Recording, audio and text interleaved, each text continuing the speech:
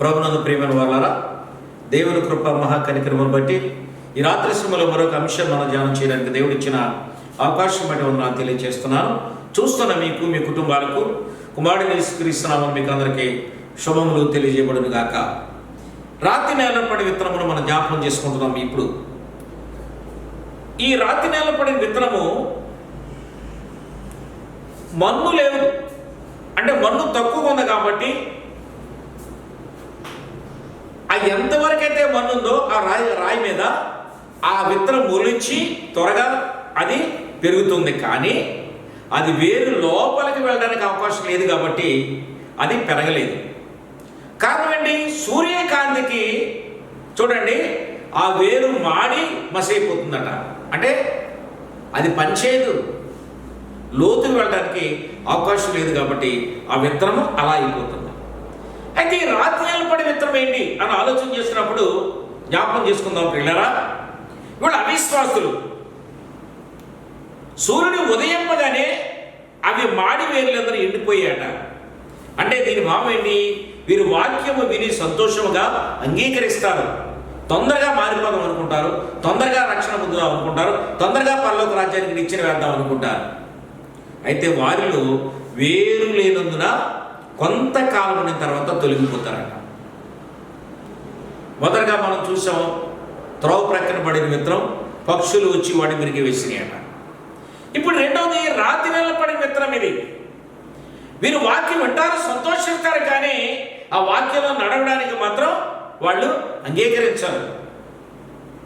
వాళ్ళు అవిశ్వాస సంబంధించినటువంటి వాళ్ళు. వీళ్ళు ఎలాంటి మనసు కలిగిన వాళ్ళు? కలహాలను చూడండి, అసూయ కలిగినటువంటి వారు, మత్సరము కలిగిన వారు. జ్ఞాపకం చేసుకుందాం పిల్లరా. భేదములు కలిగినటువంటి వాళ్ళు చూడండి. అంతేకాకుండా వీళ్ళు ఏదైనా అవసరాల కోసం వచ్చేటువంటి వాళ్ళే పిల్లరా. అవసరాల కోసం అంటే యేసు ప్రభు వారు ఉపమానం చెప్పేటప్పుడు ఆయన వాక్యాన్ని అందించేటువంటి వాడు అనేక కార్యక్రమాలు చేశాడు. గలిలయ సముద్రం దగ్గర గుడ్డివారిని స్వస్థపరిచాడు, కుంటివారిని స్వస్థపరిచాడు, వ్యాధులున్నవారిని ఏ వ్యాధి అయినా బాగు చేశాడు, ఆయన ఏ సమస్య అయినా బాగు చేశాడు, ఎటువంటి దురాత్మైనా వెళ్ళగొట్టాడు పిల్లరా. ఇలాంటి వాళ్ళు అనేక మంది, వేల మంది వచ్చారు. కానీ వీళ్ళు ఎటువంటి వాళ్ళంటే వాక్యం వినడానికి మౌనంగా ఉంటారు, కాసేపు ఉంటారు, కానీ మరి మధ్య వరకు ఉంటారు, లేదా పూర్తయ్యే వరకు ఉంటారు. కానీ ఏంటండి, కొంతకాలమే ఉంటారు, కానీ తర్వాత తొలగిపోతారట. ఎందుకంట? లోకాన్ని బట్టి, లోక స్థితిని బట్టి, వంశపాలకు వచ్చేటటువంటి యొక్క ఆచారాలను బట్టి వాళ్ళు తొలగిపోయేటువంటి మనసు కలిగిన వాళ్ళని జ్ఞాపకం చేస్తున్నాం. యెషయా గ్రంథం 58:2 చెప్తున్నాడు చూడండి. తమ దేవుని న్యాయ విధిని విడివక నీతిని అనుసరించిన వారైనట్టు అనుదినము వారు నా యొద్దకు విచారణ చేయడానికి వస్తారు, కానీ నా మార్గంలో తెలుసుకున్న ఇష్టపడతారు, కానీ తమకు న్యాయమైన తీర్పులు రావాలని కోరుకుంటారట. అయ్యా, నేను నమ్ముకున్నాను, రక్షణ పొందినాయా, నీతోనే సంబంధం కలిగి ఉన్నాయా, నా అవసరాలన్నీ తీర్చున్నాయని అడుగుతాడు. అవసరాలంటే లిస్టు మొదలెడతాడు, అంతులే లిస్ట్ చెప్తా ఉంటాడు పిల్లరా.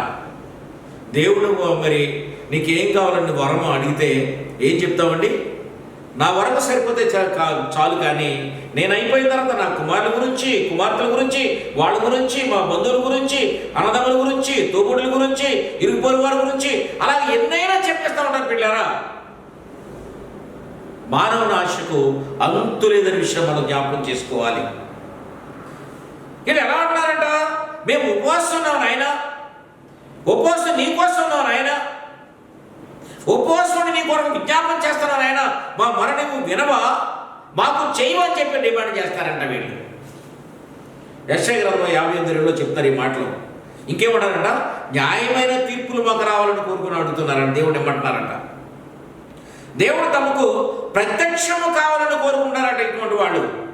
ఎలాంటి వాళ్ళు అండి? రాతి నేలను పడిన విత్తనం కలిగినటువంటి వాడు. మనం ఏ జాబితాలో ఉన్నాం? లోకాన్ని జ్ఞాపకం చేసుకుంటే 4 భాగాలు చేశాడు ఆయన. ఈ 4 భాగాలు ఏ భాగం మనం చెందిన వాళ్ళగా మనం ఉన్నాం? యెహెజ్కేలు గ్రంథం 37:30 చెప్తున్నాడు చూడండి. నా జనులు రాజదగిన విధముగా నీ ఎదుట కూర్చుండి నీ మాటలు విందురు కానీ వాటిని అనుసరించి మాత్రం ప్రవర్తించరు. వారి నోటితో ఎంత ప్రేమైనా కనపరుస్తారని కానీ వారి హృదయం అంట లాభాన్ని కోరుకుంటుందంట. ప్రియులారా, దేవునితో బేరమాడుకుంటున్నాం మనం. దేవుని దగ్గరికి వస్తే నాకేమిస్తారు, మీటింగ్కి వస్తే నాకేం లాభం కలుగుతుంది. యేసు ప్రభువు మీటింగ్ వచ్చిన వాళ్ళకి ఏం చేశాడు? ఆయన అద్భుతాలు చేశాడు, అనేక అద్భుతాలు, అనేక కార్యక్రమాలు, స్వచ్ఛతలు చేశాడు. అంతేకాకుండా భోజనం కూడా ఏం చేసేవాడు ఆయన. భోజనానికి వచ్చేవాళ్ళు చాలామంది ఉన్నారు, స్వస్థతల కోసం వచ్చేవాళ్ళు చాలామంది ఉన్నారు, రకరకాల వ్యాధులు బాగు చేయించుకోవడానికి వచ్చినటువంటి వాళ్ళు చాలామంది ఉన్నారు, మీటింగ్లో జనాన్ని చూడడానికి వచ్చేవాళ్ళు చాలామంది ఉన్నారు, రకరకాల మనుషులు అక్కడికి వచ్చారు. ప్రియుల, ఇందులో రాతి నేలను పడిన విత్తనం ఏంటంటే వాక్యం మౌనంగా విన్నారు, శ్రద్ధగా విన్నారు, కానీ డిసైడేషన్ ఎలా ఉందండి? కొంతకాలమే నడిచి తర్వాత దేవుడు వదిలేస్తారట. అంటే అవసరానికి దేవుణ్ణి వాడుకునేటటువంటి వాళ్ళుగా కనబడుతున్నారు ప్రియులారా ఇల్లు. అయితే గలతీ రాసిన పత్రిక 1వ అధ్యాయం 6వ వచనం చెప్తున్నాడు చూడండి. క్రీస్తు కృపను బట్టి మిమ్మల్ని పిలిచిన వారిని విడిచి భిన్నమైన సువార్త తట్టుకు మీరు ఇంత త్వరగా తిరిగిపోవడం చూడగా నాకు ఆశ్చర్యం అవుతుందని చెప్పి అపొస్తలుడైన పౌలు గలతీ సంఘాన్ని తెలియపరుస్తున్నాడు. ఇలాంటి వాళ్ళంట ఎలా ఉన్నారంట? భిన్నమైన సువార్త అంటే సువార్తే కానీ వాళ్ళకు అనుకూలమైన మాటలు, వాళ్ళకు అనుకూలమైన తీర్పులు, వాళ్ళకు అనుకూలమైన బోధే కావాలి, నిజమైన బోధ వాళ్ళకి అక్కర్లేదండి. అటువంటి వాళ్ళండి. అందుకే 2 కొరింథీ 11:3 చెప్పిన చూడండి. సర్పము తన యుక్తి చేత అవ్వను మోసపరిచినట్లు చూడండి, మీ మనసులు చెరుపుబడి క్రీస్తులో సరళత నుండి పవిత్రత నుండి తొలగిపోనేమని భయపడుచున్నారని చెప్పి పౌలు మాట్లాడుతున్నాడు కొరింథీ సంఘానికి. ఎలాగనగా వచ్చిన వాడెవడైనను మేము ప్రకటింపని మరి ఒక సువార్తనగా యేసును ప్రకటించిన మరి ఒక సువార్తను ప్రకటించలేక మీరు పొందని మరి ఒక ఆత్మను దురాత్మను మీరు పొందిదిరా. మీరు దాన్ని అంగీకరించారా? అది ఏమోదండి? సాతాను బోధే. వాళ్ళు సేవకులే, వీళ్ళు సేవకులే. ఇది సువార్తే, అది సువార్తే. ఇవాళ ప్రపంచము అలాగే ఉంది ప్రియులారా.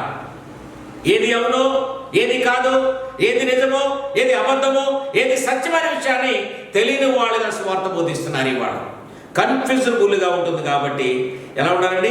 పరిపూర్ణమైనటువంటి దేవుని సన్నిధిలో మనం యథార్థత కలిగి సత్యముతో నడిచినట్లయితే ఏది మంచో ఏది చెడో మనకు తెలుస్తుంది. అందుకే సాతాను తాను వెలుగుతో వేషము ధరించి దొంగ అపొస్తలుల యొక్క వేషం వేసుకుని మోసగాండ్ల పనివారుగా మరి కొంతమంది వస్తారట మన మధ్యకి. వాళ్ళ సువార్త బోధిస్తారు, సేమ్ అలాగే ఉంటారు. కానీ ఎలా ఉండాలి? ఏది నిజమో ఏది అవునో అనే విషయాన్ని మనం గ్రహించేవారు ఉండాలి మనం. ఇటువంటి వాళ్ళు కూడా రాతి నేలన పడిన విత్తనం పోలిన వారు ఉంటారు. యాకోబు రాసిన పత్రిక 1వ అధ్యాయం 1 నుంచి 11 వచనం జ్ఞాపకం చేస్తున్నాడు చూడండి.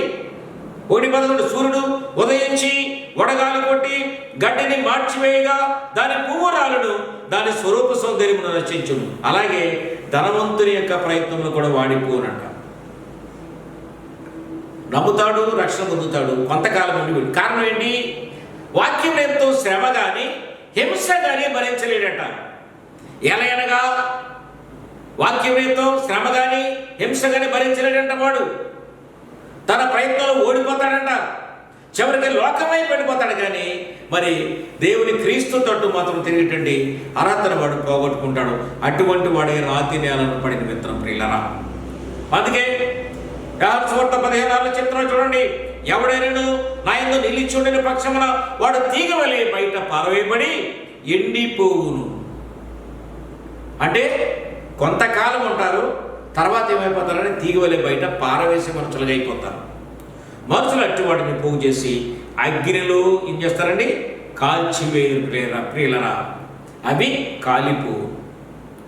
ఎలా ఉంది పరిస్థితి చూద్దాం చూడండి. మొదటి పేతురు రాసిన 2వ అధ్యాయము 1 నుంచి 2 వచనం చూద్దాం చూడండి. ప్రభు దయాళుడని రుచి చూచి మీరు దయాళుడని రుచి చూచి మీరు తెలుసుకొనుడి. తెలుసుకున్న ఎడల సమస్తమైన దుష్టత్వమును, సమస్తమైన కపటమును, వేషధారణను, సమస్త దోషణ మాటలను మాని క్రొత్తగా జన్మించిన శిశువును పోలిన వాడు ఉండాలి. ఈ కండిషన్స్లో ఏదో కండిషన్లో ఫెయిల్ అవుతూనే ఉంటారు. ఫెయిల్ అయిన తర్వాత కొంతకాలం ఉంటారు, తర్వాత రాజీ పడలేరు. దీనికి లోకవైపు తిరిగిపోతారు కాబట్టి, దేవునితో రాజీ పడలేరు కాబట్టి, ఆయన దగ్గరికి రాలేరు కాబట్టి లోకమైపు ప్రయాణం చేసి బిడ్డలు ఉంటారు. కాబట్టి వాళ్ళు రాతి నేలను పడిన విత్తనం వలె ఉంటారు. ఈ విత్తనము రాతి నేలపై మన్ను లేనందున కొంచెం కాలమే పెరిగి మరి సూర్యకాంతికి చూడండి అది మాడి వేర్లందున ఎండిపోయిందనే విషయం మనం జ్ఞాపకం చేసుకుంటున్నాం. అందుకే యాకోబు రాసిన పత్రిక 2వ అధ్యాయము 21-23 చెప్తున్నాడు చూడండి. మన పితరుడైన అబ్రహాము తన కుమారుని ఇస్సాకును బలిపీఠం మీద అర్పించినప్పుడు అతడు క్రియల వలన నీతిమంతుడుగా ఎంచబడ్డాడు. నమ్మాడు, నమ్మటమే కాకుండా క్రియ ద్వారా దేవునికి సమర్పణ చేశాడు. ఇవాళ నమ్ముతున్నాం కానీ క్రియల విషయంలో మరి దేవునికి అనుకూలంగా మనం ప్రయాణం చేస్తున్నామా? నిజమైనటువంటి క్రైస్తవ యొక్క జీవితాన్ని జ్ఞాపకం చేసుకుంటే నమ్మటమే కాదని క్రియల ద్వారా కూడా మనం ఆయన మహిమపరిచే బిడ్డలు ఉండాలి. నమ్ముతున్నాం కరెక్టే కానీ క్రియలు కాడికి వచ్చినట్టు మనం పడిపోతున్నాం. అటువంటి వాళ్ళే రాతి నేలను మొలిచిన విత్తనం వలె ఉంటున్నాడు. నమ్ముతున్నాం కానీ నమ్మి విశ్వాసం కలిగి ఉన్నాం, ఒప్పుకుంటున్నాం, కానీ క్రియ ద్వారా వచ్చినప్పుడు మాత్రం పడిపోతున్నాం ప్రియులారా. కాబట్టి వాళ్ళు ఇటువంటి వాళ్ళండి రాతి నేలే. మన పితరుడైన అబ్రహాము తన కుమారుని ఇస్సాకును బలి అర్పించాడు. దేవుడు నమ్మాడు, దేవుని మాట విన్నాడు, ప్రయాణం చేశాడు, ఎక్కడికి వెళ్ళమంటే అక్కడికి వెళ్ళాడు. చూడండి, ఎన్ని పరీక్షలు పెట్టినా ప్రతి పరీక్షలు కూడా ఓపికతో అయినా సహనంతో నిలిచాడు, ఓపికతో దేవుని మొరపెట్టాడు.